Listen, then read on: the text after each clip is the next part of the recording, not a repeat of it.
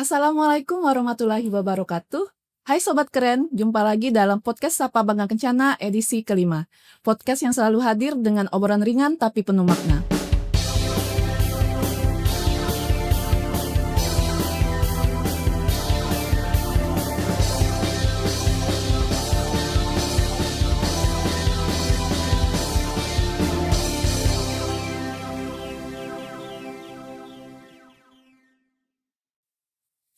Senang rasanya saya, Dwi Fitriana, hadir menyapa Sobat Keren sekalian.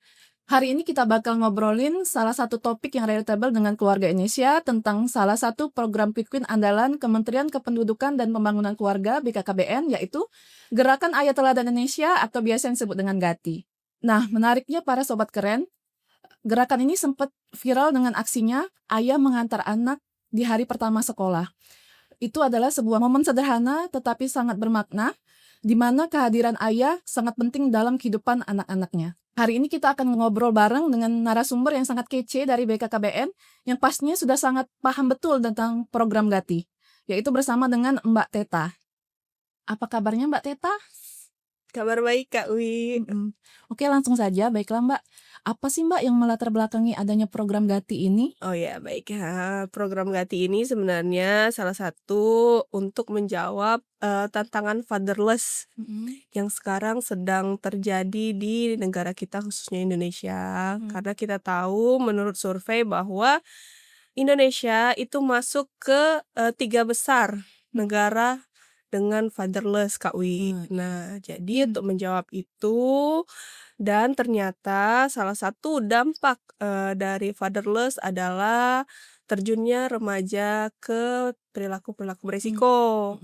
Nah, akhirnya kami dari remaja, khususnya dari Dinhanrem, itu menginisiasi program GATI untuk apa? Untuk mengcounter dari kenakalan-kenakalan remaja, perilaku-perilaku beresiko yang dilakukan oleh remaja karena kekurangan figur seorang ayah dalam masa pertumbuhannya.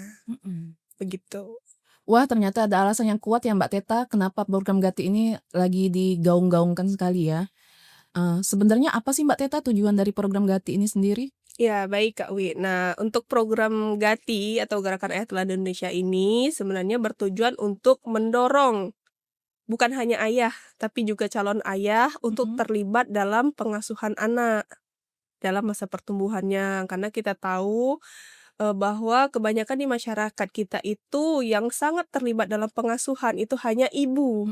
Jadi seluruhnya dilibatkan dalam pengasuhan itu seluruhnya dilimpahkan kepada si ibu, sedangkan ayah itu hanya sibuk mencari nafkah. Nah, gerakan ini mengajak ayah-ayah dan calon ayah untuk, "Ayo dong kita ikut nih terlibat dalam pengasuhan anak, terlebihnya dalam mengambil keputusan-keputusan penting di dalam masa pertumbuhan anak, sehingga anak ini mendapatkan bukan hanya kasih sayang dari ibunya saja, tetapi dari ayahnya juga, sehingga akan tumbuh menjadi generasi yang hebat." Seperti itu. Jadi sekarang masyarakat sudah pada tahu ya Mbak Teta ya, kalau pengasuhan itu bukan hanya dari ibu ya. Sebenarnya sasaran dari GATI itu sendiri siapa saja Mbak Teta? Iya, karena beberapa kegiatan yang sudah kita lakukan dan gerakan ini juga sudah kita canangkan lumayan lama ya Kak Wi ya. Ya. Nah, memang sekarang alhamdulillah untuk Gerakan Ayah Teladan Indonesia ini atau GATI ini sudah dikenal oleh masyarakat, dan masyarakat juga sudah tahu bahwa sasaran dari program ini adalah calon ayah, ayah yang memiliki anak usia dini, Iya. ayah yang memiliki anak pra-remaja, dan ayah yang memiliki anak remaja. Nah, jadi kami rasa hampir seluruh laki-laki yang ada di Indonesia ini, khususnya di Sumatera Selatan, itu menjadi sasaran dari program ini, begitu Kak Wi. Seperti itu ya. Nah, seru banget nih Mbak Teta. Kemarin kan publik sempat dihebohkan dengan fenomena gerakan ayah mengantar anak di hari pertama sekolah yang sempat viral di berbagai platform media sosial. Ya, Itu kan merupakan implementasi dari Gerakan Ayah Teladan Indonesia kan Mbak? Bisa nggak Mbak Teta jelaskan kegiatan apa saja nih yang telah dilakukan oleh BKKBN untuk mendukung Gerakan Ayah Teladan Indonesia ini? Oke, baik Kak Wi. Nah, memang benar ya, kemarin tuh kita sempat juga ngerasa, wah ternyata tanggapan masyarakat positif nih ya mengenai Gerakan Ayah Teladan Indonesia. Memang kita di GATI itu ada beberapa program. Salah satunya itu mengantar anak di hari pertama sekolah, itu kita masuk ke program Sebaya. Sekolah Mhm. Bersama Ayah, kemudian kita juga ada Dekat. Mhm. Dekat itu apa? Adalah Desa Kelurahan Ayah Teladan, Kak Wi. Jadi Mhm. kita itu mengajak seluruh ayah-ayah dan calon ayah yang ada di desa Mhm. atau kampung KB ya, kalau Mhm. kita punyanya BKKBN itu untuk ikut, dalam pengasuhan anak. Nah, Mhm. itu adalah Dekat. Kemudian satu lagi ada Kompak Tenan atau Mhm. Konsorsium Penggiat Ayah Teladan. Nah, Mhm. ini adalah komunitas-komunitas sasarannya.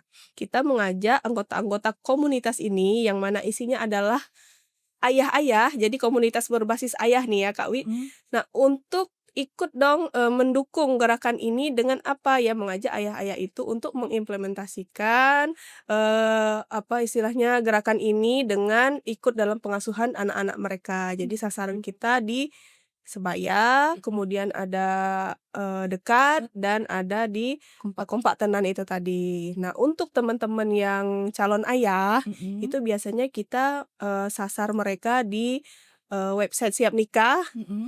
dan layanan Satya Gatra. Nah, harapan kami dengan beberapa program yang dicanangkan oleh, Kemenduk Bangga atau BKKBN, Mhm. khususnya Dithanrem untuk program Gati Mhm. ini dapat menyasar semua aspek yang di mana di dalamnya ada sasaran kita tadi, ayah-ayah dan calon ayah. Mhm. Contohnya kayak yang Kak Wi sebutkan tadi ya, Mhm. sebaya, mengantar anak pertama Iya. sekolah, itu kan masuk sebaya. Heeh.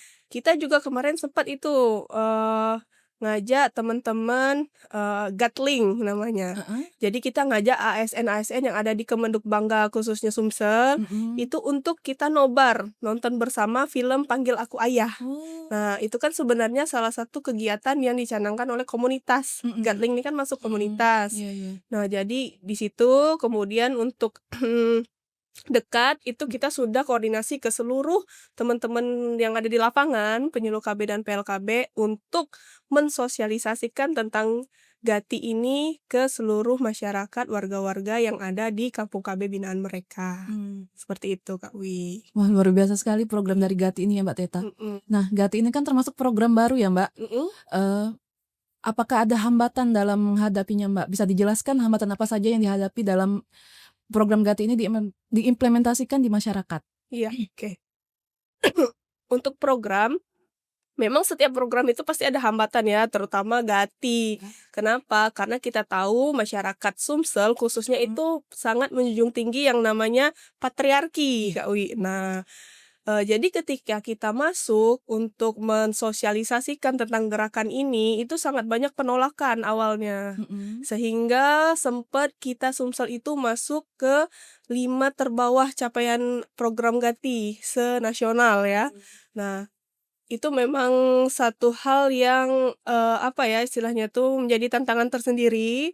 Nah, cuman memang, kami dari, Dithanrem khususnya Mhm. dari PJ Remaja, tim Mhm. KSPK BKKBN Provinsi Sumsel itu, eee, mencoba masuk, dengan berbagai cara, supaya apa, supaya ayah-ayah ini mau membuka diri. Mmm. Contohnya sempat kejadian di Oki, mereka mengundang ayah-ayah di satu tempat itu kan sulit, Mhm. ya kan. Akhirnya mereka ya memang sih ini tidak tidak dianjurkan, tapi ya apa boleh buat ya dengan memberikan, tahu kan biasanya masuk ke ayah-ayah itu Mhm.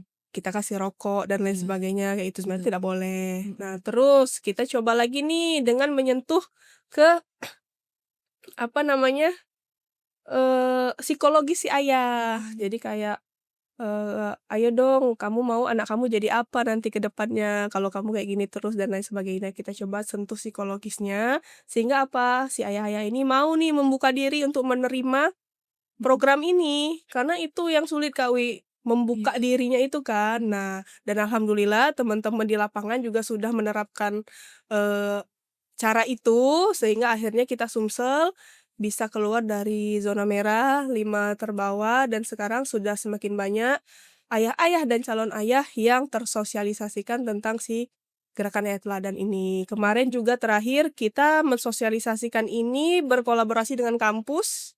Mhm. ya kan? Kita di UIN ya Kak Wi kemarin Iya, kita bareng kan. Nah itu kita mensosialisasikan siap nikah dikolaborasikan dengan Gerakan Ayah Teladan Indonesia. mmm, Karena harapan kita apa? Calon-calon ayah ini iya, yang akan menjadi ayah ya, dia akan menikah, memiliki kesiapan dalam pernikahan, mhm. bukan hanya kesiapan finansial, tapi kesiapan mental dan spiritual. Dan nantinya ketika mereka jadi seorang ayah, mereka akan menjadi ayah-ayah yang teladan ini Kak Wi, yang tidak akan melahirkan generasi-generasi fatherless ke depannya. Oke. Oke, baiklah Mbak Teta, ada closing statement nggak buat Oh ya, teman-teman sobat Keromusan? baik ini ada sedikit closing statement Iya. untuk, para ayah dan calon ayah yang ada di Indonesia, khususnya di Sumatera Selatan, bahwa kebersamaan bersama anak itu singkat. Untuk itu kami harap ayah-ayah ini memberikan memori yang bermakna untuk anak-anaknya, karena kita tahu apa, ayah terlibat, generasi hebat. Wah, luar biasa banget obrolan kita hari ini ya Sobat Keren. Dari obrolan hari ini, kita jadi tahu bahwa peran ayah itu tidak dapat digantikan. Ayah bukan hanya sebagai pencari nafkah, tetapi juga sumber dari kasih sayang, pelindung, dan panutan bagi keluarganya. Melalui Gerakan Ayah Teladan Indonesia, kita diajak untuk bersama-sama membangun keluarga yang harmonis, kuat, dan bahagia. Semoga Gerakan Ayah Teladan Indonesia ini bisa menginspirasi ayah-ayah di seluruh pelosok negeri untuk menjadi sosok yang teladan dan menjadi kebanggaan keluarganya. Terima kasih buat Mbak Teta atas cerita dan inspirasinya hari ini, dan terima kasih juga kepada Sobat Keren yang setia mendengarkan. Sampai jumpa lagi di podcast Sapa Bangga Kencana seri berikutnya, karena keluarga berencana itu keren dan ayah teladan itu luar biasa. Assalamualaikum warahmatullahi wabarakatuh. Waalaikumsalam.